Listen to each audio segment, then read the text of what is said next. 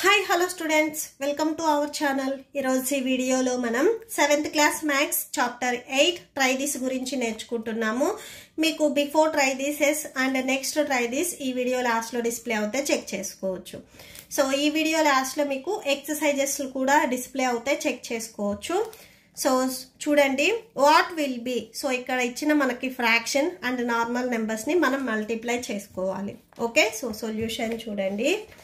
First మనకి -3/5 ఇచ్చారు. Given మనకి ఏవైతే వాల్యూస్ ఇచ్చారో సో అవి రాసుకోండి.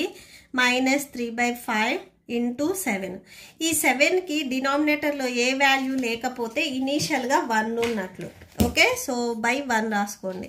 సో ఇప్పుడు ఇవి రెండు ఫ్రాక్షన్ ఫామ్లో ఉన్నాయి. సో ఫ్రాక్షన్ మల్టిప్లికేషన్ మీకు ఆల్రెడీ తెలుసు. న్యూమరేటర్ని న్యూమరేటర్తో, డినామినేటర్ని డినామినేటర్తో మల్టిప్లై చేయాలి.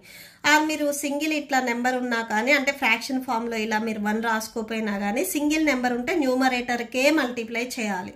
7 3s 21 మైనస్ ఉంది కదా, మైనస్ బై డినామినేటర్లో 5. ఓకే, సో దీంట్లోనే సెకండ్ వన్ చూడండి. సెకండ్ వన్ కూడా సేమ్.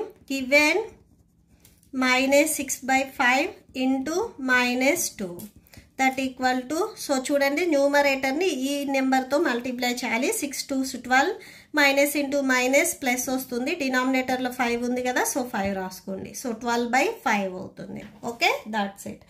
ఈ ప్రాబ్లంతో మీకు ఈ వీడియో కంప్లీట్ అయింది. మీకు ఈ వీడియో నచ్చితే ప్లీజ్ లైక్ చేయండి, మీ ఫ్రెండ్స్కి షేర్ చేయండి అండ్ మన ఛానల్ని సబ్స్క్రైబ్ చేసుకోండి. Thank you and thanks for watching.